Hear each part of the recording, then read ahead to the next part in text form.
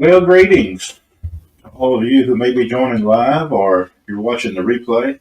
I want to give you a special invitation today to join into something very unique, and I hope you want to be a part of it. I can honestly say, in my 40 plus years of Christian service, including 21 years pastoring, this is unlike anything that I've ever been involved in or saw take place. But I want to share a story with you today. Welcome you to this brand new Facebook page and YouTube channel, Edifications by Ed Hanna. And today we're going to talk about a story of a gold mine. And so I encourage you, just pull up a chair, sit a little bit, and I want to share three very unique stories with you today, but they're all connected. So join me, if you will, as we dive into this story. And I want, by the end of it, you should be able to answer the questions you may already have of who is Ed Hanna? What is this Edifications by Ed Hanna? And what is the story of a gold mine? There are many in the area that I live in that will know the surroundings that I'm going to talk about of Hale Gold Mine. And so as we go through, we encourage us to, I want you to do something. Take a look at this picture frame. I know it's blank. You've probably seen them sitting around. Maybe we had some for your own self. And they're triple frames. But you see there are hinges in between. They're connected. And so I'm going to tell you three stories, and then we're going to see if these things make one full picture. So here's what I want you to do. Use your imagination a little bit with me. The frame on the left, when I go through this first story of the gold mine, I want you to place it right there, just kind of like putting it in a picture frame, and just leave it hanging there. And then when I get through the second story, we're going to do the same thing. By the time I get to the end, I want you to have three different pictures in your mind, and each one fitting in one of these frames. And hopefully, by the time we get to the end, some of this may make a little bit of sense to you. So let me just jump right in. I'm going to put several things on the screen and read them to you and make comments as we go. But let's dive into it. Let me just say nearby, where we live in Lancaster, South Carolina, and in Lancaster County, just north of Kershaw, it's a gold mine, Hale Gold Mine. And so this is the history of that gold mine. Now we're only about maybe 15 minutes from there. And so let me jump back and give you a little bit of history. And hang on. Remember, this is going in your first frame. So you're going to need this to make the picture. 1827, 20 years before the California gold rush, there was gold found on property just north of Kershaw on the property of Captain Benjamin Hale. And it's in Lancaster County. It was just outside of Kershaw. And Captain Benjamin Hale, he came from Virginia. He bought 22,000 acres. Now he wasn't a miner. He didn't know anything about gold or mining. He was a planter, and so he bought this huge amount of acreage, and he had no idea that there was gold on the property. But along the way, of course, remember this is 20 years before the gold rush in California, and so when gold is discovered, obviously you're gonna follow after that. And so I'm going to skip a lot of that history, but by 1837, 10 years later after he bought the property, they came to the place to create or build a stamp mill there on the property because of the gold that they were finding there during that time. And they operated that for several years. And when in 1865, during the Civil War, Sherman's troops came through and they wrecked the mining operation on their march north. In 1866, the Hale family passed from the scene, and it was no longer being operated because of the Civil War. So in 1880, a New York group resumed operations there on a lot larger scale. And right around the turn of the century, 1904, Dr. Thies retired, and his son, Ernst, known as Captain, took over the operations.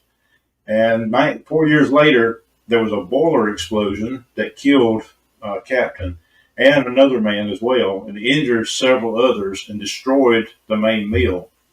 So it took a couple of years. By 1910, the mill was repaired and some operations resumed.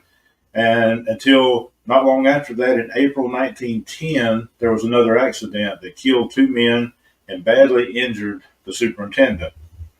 So the mine operations went quiet for a lot of years. And for the next 100 years, the mine would be operated on and off for several different owners. And remember now, mining in that day was a lot of hand stuff. There wasn't a lot of machinery, tools, and technology. So in 1942, World War II shut down the mine. And after that, inflation caused the reopening of the mine just not to be worth it. It wasn't profitable. So from 1934 to 1985, they had three different owners. They were all New York groups, different groups that owned the mine during that time period. Here's a few pictures. I can't tell you anything about who's in it or the dating. There's a few that I was able to get online. You can't find a lot of pictures of the history of it, but just a few of the older pictures that came from Hale Gold Mine back in the day. So from 1972 to 1992, now that's when I knew the mine. As I said, we stay about 15 minutes from it. I grew up in Columbia till my mid-teens. Then we moved to this area. My mother actually was born and raised there in Flat Creek, which is all around that mine property. My grandparents lived on property that Hale Gold Mine owns now. It's not an active mine, but it is actually just across. You can stand on the property and see the piles where they've extracted. So it is a part of the mine at this time. But during that time, there was a geologist, Earl Jones, that came to Kershaw, and he had a passion for the mine. He'd heard about it, and he teamed up with a truck driver and farmer, Jack Robinson. And where I formerly stayed and where I stay now, just kind of in between that is where he and his family lived.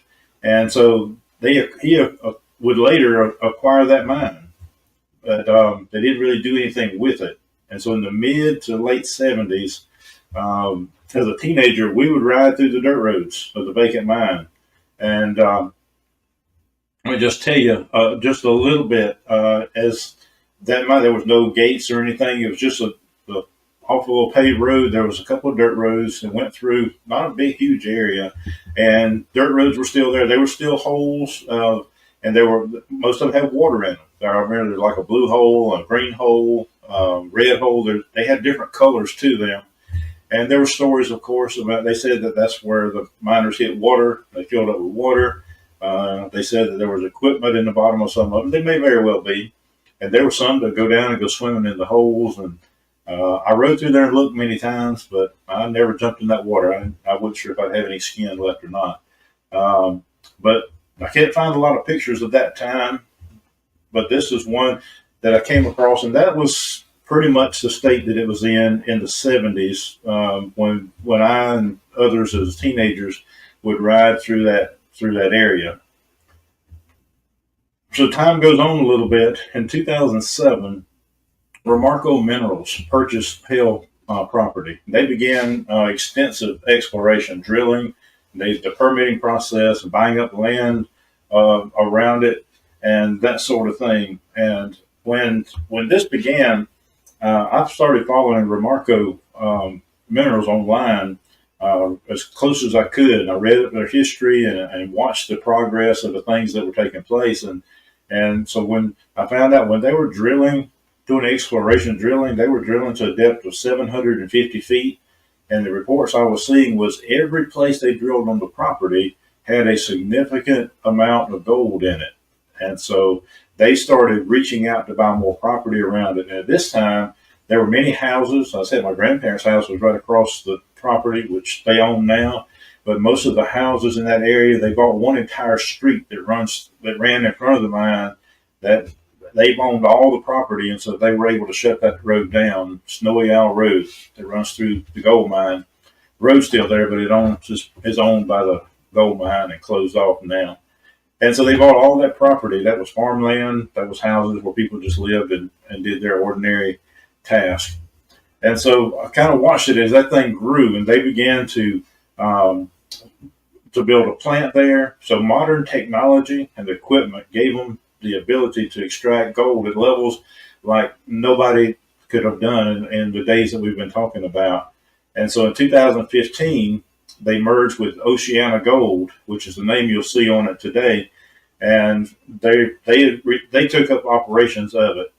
And so in January 19 of 2017, 10 years after Remarco started that process, the first gold of the new Hell operation was poured. This is just an article and some pictures of that first pour when they poured the first gold bar from that mine. Here's a few pictures of what the mine has looked like lately. Some of the pits that started as open pit mining, and I believe they could go down as far as 1,000 feet. But you can see that big equipment down there looks pretty small. And so just the use of the machinery they have now, the technology, how it's changed. They have a lab there that is state of the art. And so it has come a long way. There's a few pictures here from a young man on YouTube, and I'll link that video. He did a flyover on it and took some photos, and I'll link his YouTube channel in the description or comments following this video. But if you see the holes there, those are open pits, just like the one I showed you up close. And we see those different ones, and some of them even have water in them now. And you can kind of get a sense of some of the size of it. So a closer look at one of the pits and the layers and layers as they go down. And so it's something to see with the massive machinery that goes in and out. And this is the processing plant, come a long way from the days of the 1800s.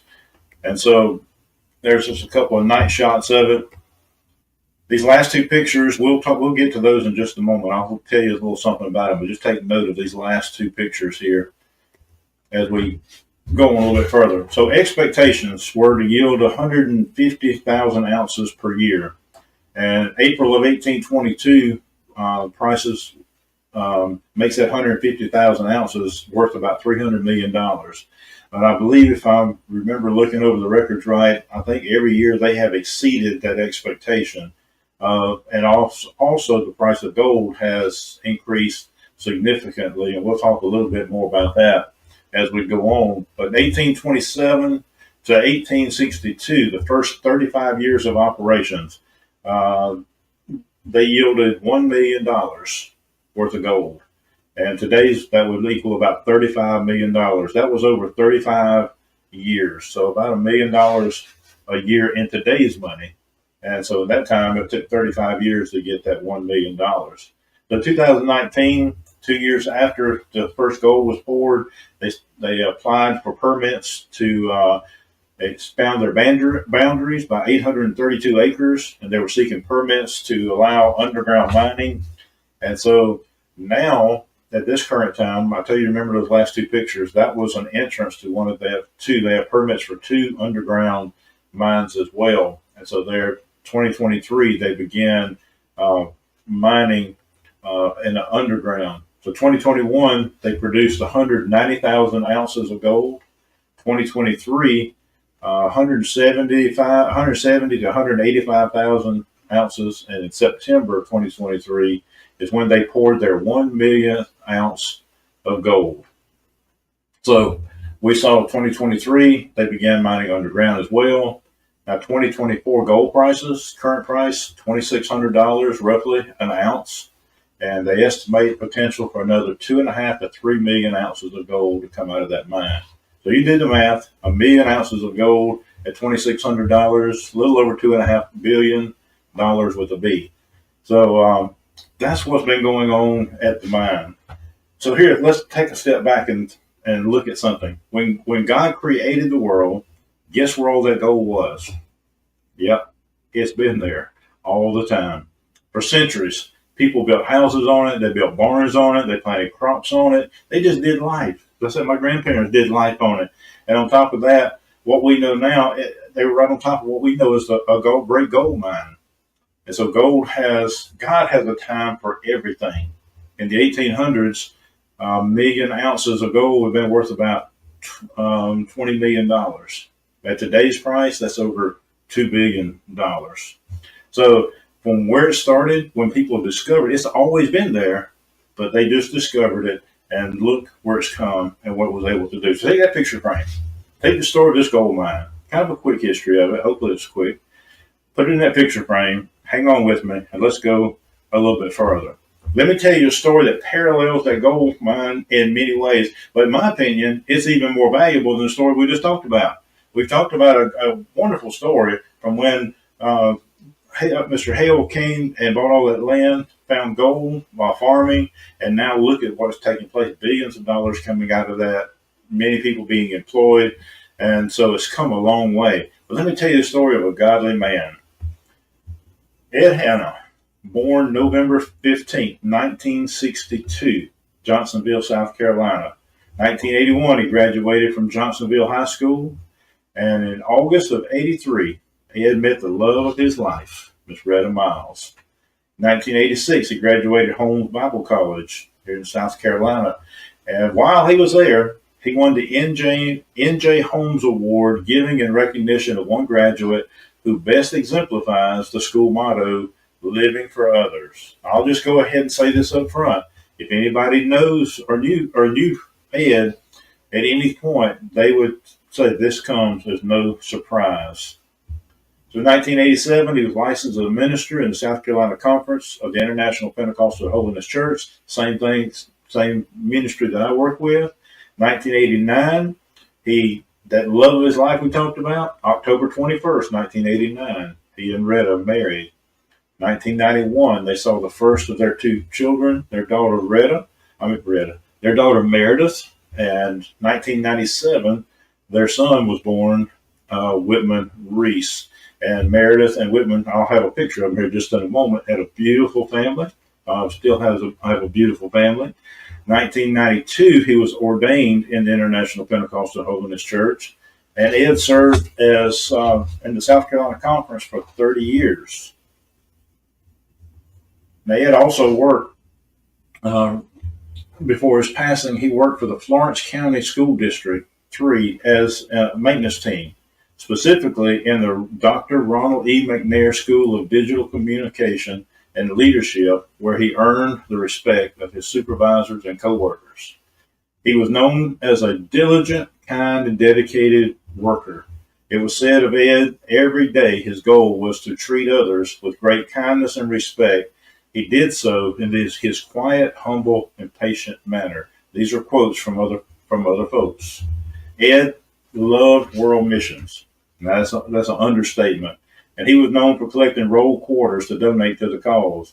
And I believe that even at his funeral, people were given the opportunity to bring roll quarters to give, because everybody knew Ed's love and passion for world missions and spreading the message. And that really has a lot to do with why we're here today.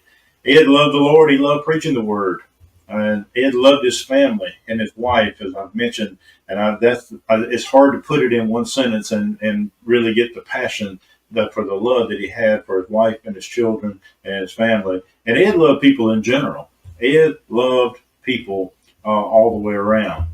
There's a picture of his beautiful family. 1 Thessalonians 5:11 came to mind, thinking of Ed. Therefore, comfort each other and edify one another, just as you also are doing. That's what we hear from this edification by Ed Hanna. He was there. He was always about building people up. That was his passion. That was his heart. And so in September 2021, Ed went to the hospital and with severe back pain. Now, nobody could have predicted what the next 2 months was going to bring. And when things seemed to be going in the wrong direction, Ed made it very plain. He truly trusted God to do whatever God chose to do. And much to my surprise and many others around, Ed went home to be with the Lord November 1st, 2021, just 2 weeks before his birthday. Now, here's my statement. Ed Hanna was one of the most selfless people that you could ever come across. There was never a time or situation that I'm aware of that he wasn't more concerned about what he could do for those around him than over his own needs. I witnessed this personally as well. He was trying to help give something to me when in the midst he was doing something harder than I was doing. He came to me working and sweaty and wanting to go bring me something to drink. He was always looking to help somebody else more than himself. His love was genuine, without any kind of pretense. Ed never sought to be in the spotlight or have any attention placed on him. That may be one of the reasons he left behind such an amazing legacy. And I'm proud to sign that statement as Pastor Larry. But what else did Ed leave behind? That's what we want to talk a little bit about. So here's your second picture frame. We have our story of our gold mine there in our first picture frame. We've got a brief story of a great man of God here in this middle picture frame. But I still want to bring your attention to that picture. You see the hinges on both sides? Don't forget that those pictures are all connected. Those three stories that I'm telling you, they're all connected. And we're going to see how that picture comes together and how these connections are made as we go through just a little bit more. So let's get to the questions that you might have at this point. Now, here's what I believe you may be thinking. Number one, you might be thinking, well, who are you? And how do you fit into these stories? That's a fair question. Secondly, I thought maybe you're thinking, what does a gold mine in Lancaster County, South Carolina, just outside of Kershaw, have to do with Ed Hanna? That's a fair question as well. And thirdly, what does any of this have to do with me? So if you're thinking of any one of those questions or all of them, if I don't answer your questions in the next few minutes, just leave them in the comments, and I'll do my very best to answer whatever those questions might be. But I'm pretty sure I can answer these three questions. So let's get to the first one. Who are you? How do you fit in this story? Well, I'm glad you asked. I'm Pastor Larry Hancock. I've served as pastor at Landmark Pentecostal Holiness Church, and that's just north of Kershaw as well, for 21 years, along with my wife Jan. We've been married for almost 46 years, and I'll explain how I fit into this story a little bit more as we go through the last part of this picture. Let me start with this part. Family connections. No, we're not related, but this story, you couldn't tell this story without our wives. Ed's wife, Retta, my wife, Jan. Without them, there wouldn't be a story for me to tell. Without them, there wouldn't be a connection for us to have. So I'll try to make this brief and see if I can put it in a nutshell. But Retta and Jan met when they were, I'm going to say, early teens, maybe even preteens. And so my father-in-law and Ed's father-in-law, which at that time, I didn't know Jan, and I don't know if Ed even knew Retta, but they were definitely not married. But our future father-in-laws came together.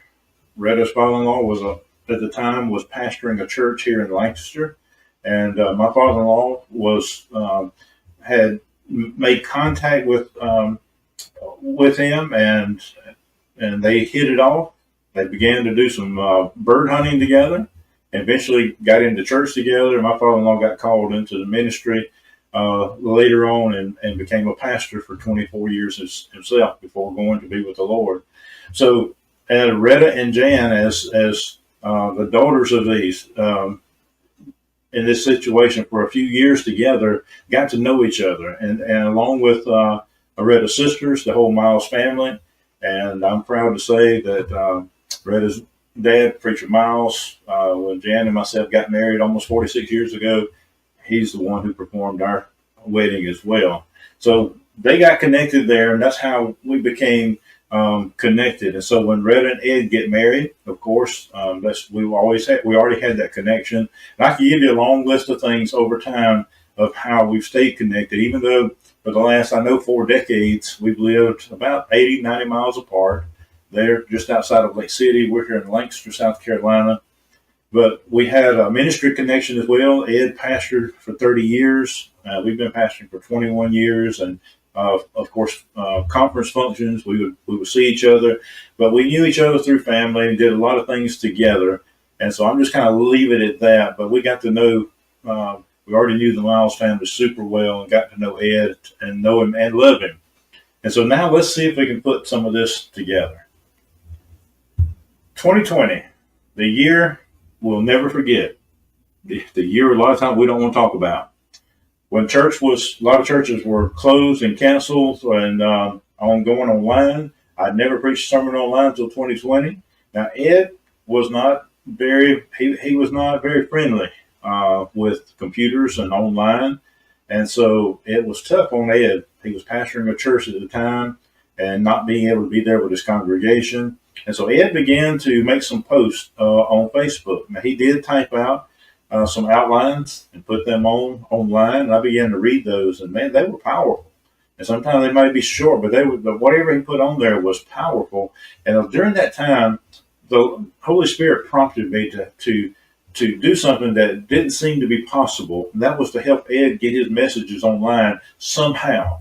because anybody that knew Ed would know that if I went and made and tried to make an offer to help him get on Ed doing a live like I'm doing now on Facebook, I knew that wasn't going to happen. And so I thought, well, maybe I could go through his daughter. Maybe I can go through Meredith and get her to help me figure out some way that we can at least get his messages on there. Because when COVID lightened up and they went back into the church, he wasn't online. Now, we stayed online because I've been preaching online, but I miss seeing those posts. But the Lord had really prompted me with this. And so I knew that what Ed had inside and what he was putting out, there was a lot more people needed to hear that. A lot more people needed to get that message. And so in September of 2021, when Ed's unexpected health problems hit, I told my wife, I said, when Ed gets to doing better, we're going to go down and sit down with him and see, because I just feel this pushing that I need to go and help him get that word out.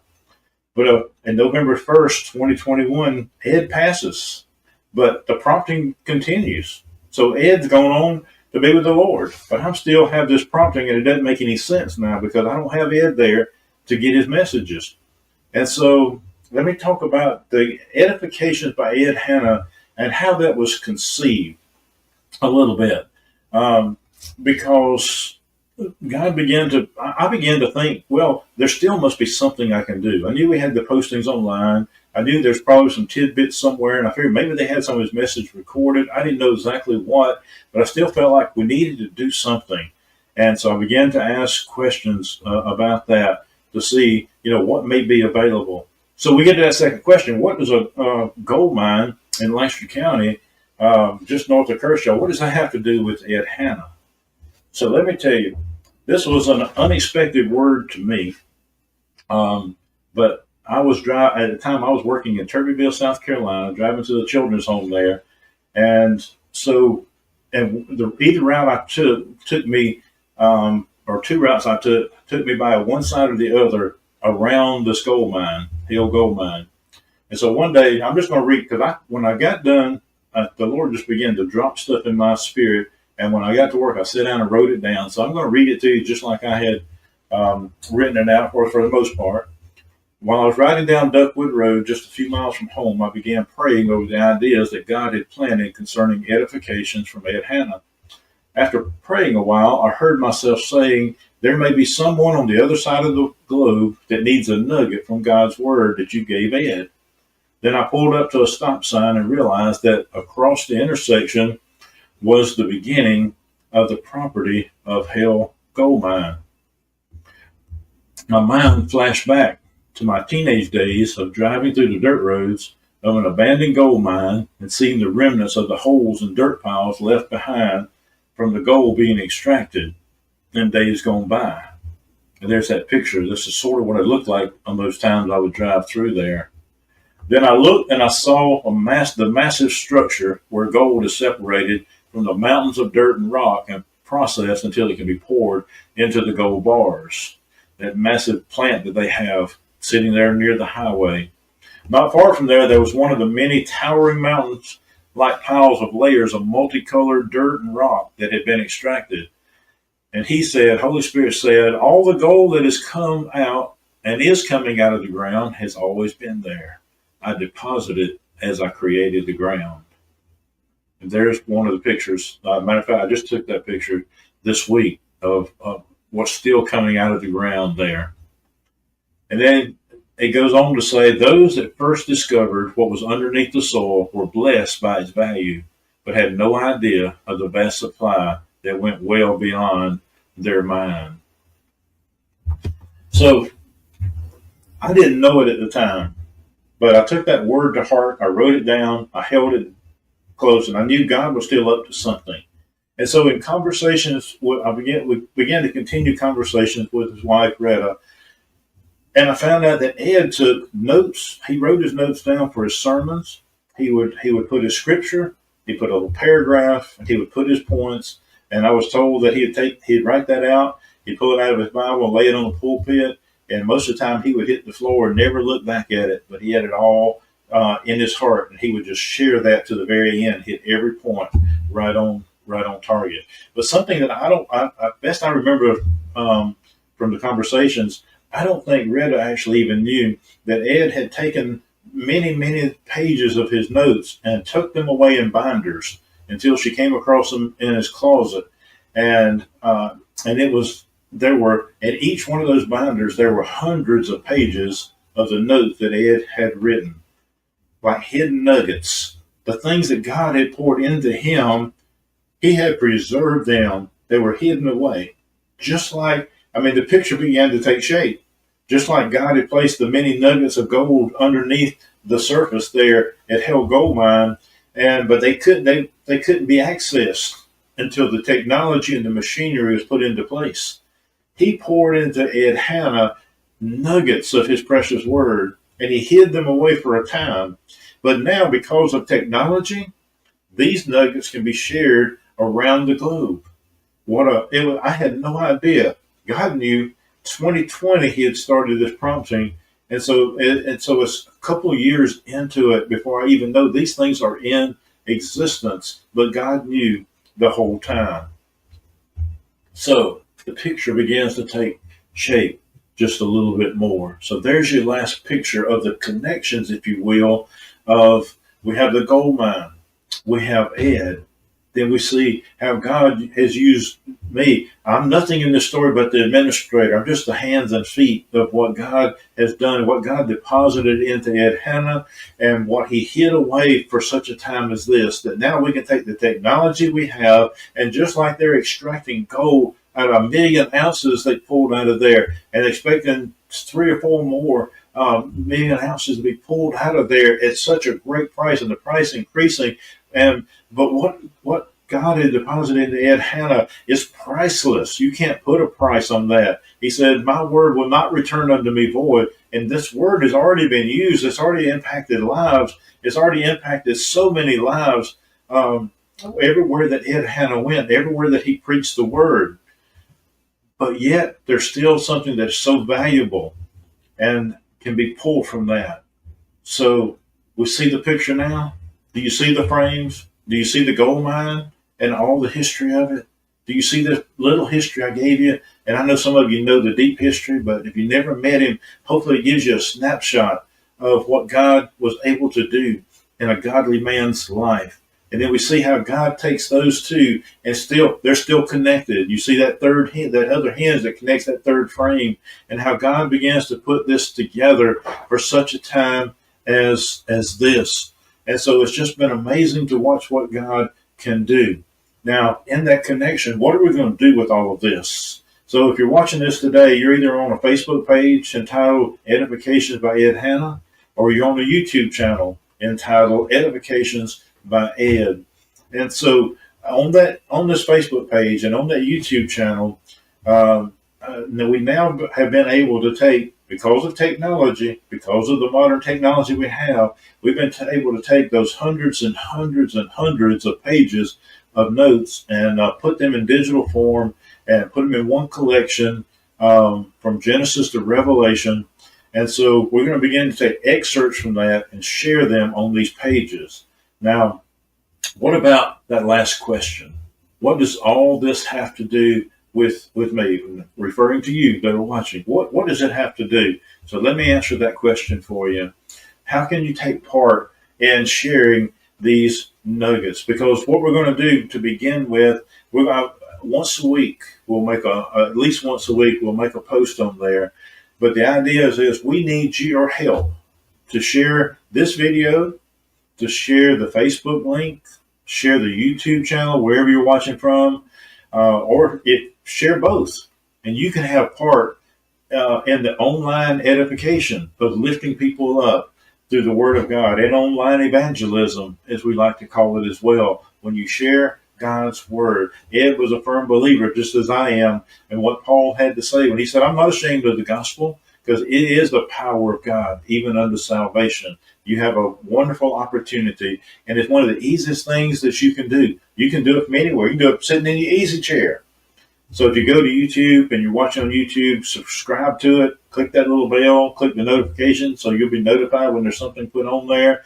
And we'll start out just putting something slowly, because we don't want people to miss the majority of the content that and there's such a massive mine, if you will. There's even more valuable than gold that's been left behind in the handwriting of a godly man as God poured into him what he poured out to people. And now God is going to use that to reach people, as he had already shared with me 4 years ago, around the globe. Somebody on the other side of the globe is going to need a nugget from that word. And do you realize, I don't know when it would have been, and out of 30 years experience, out of 30 years of God speaking to Ed, he knows exactly when Ed spoke that word. He knows exactly what day that verse needs to pop up on that screen, and he knows exactly that person that needs to click on it and see it, and he is just that mighty to do it. And you can be a part of that.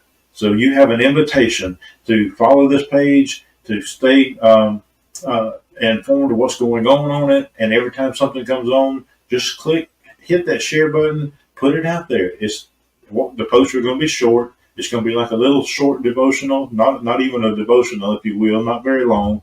Most of them will be very short in nature, something you can look at and may eventually get to a daily post. But we're going to start out giving you some time to help us hit those share buttons, hit those things, and get them out there to be a part of what God is doing. I couldn't come up with a plan like this. There's no way I could have, in my wildest dreams, could I have come up with anything like this? Did I need anything else to do? Was I looking to make something up? No. I'm just the hands and feet that God has put that in my heart. And I will tell you, it didn't make any sense to me. How am I going to help somebody get online when you've already took them home to be with you? But God knew exactly what was underneath those nuggets that he had planted throughout the years and hidden them away, because he knew there was going to come a time when the technology and when the right time would come for such a time as this. And now we're able to share them with you and to be able to share them with others around this entire globe. So we thank you for taking out time from your day, no matter if you're watching this on replay or if you're watching along with us on the live. I want to say thank you for watching. Look for the Facebook page and the YouTube links in the comments. And don't forget to share Edifications by Ed Hanna, still leaving his mark on the world, still doing the work of the Father. It's amazing what God can do through one individual who has surrendered unto him. And now is your opportunity to let him do what he wants to do through you. May God bless you, God keep you, and keep on following along and sharing Edifications by Ed Hanna. And we're just going to see together. Listen, this is day zero. This is ground level that you stepped in on. And we invite you to take a part in this journey as we see where God has for it to go and where he leads with it. And we'll never know the lives that'll be touched. But we do know that God gets all the glory. He gets all the praise. And he has the ultimate plan. May God bless you. God keep you. I know he loves you. And we love you. Ed loved everybody he came in contact with. And may each one of us share that same smile that he always had and that same heart of love to reach those that are around him. Now, I'll close with this. November 15th, God saw fit for Ed Hanna to be birthed into this world. We thought it only fit to give birth today to this online ministry that God has left behind in honor of our friend Ed. So whatever you do, share this out. Help it go worldwide around the globe in honor of Ed's birthday. Happy birthday, Ed. God bless all of you.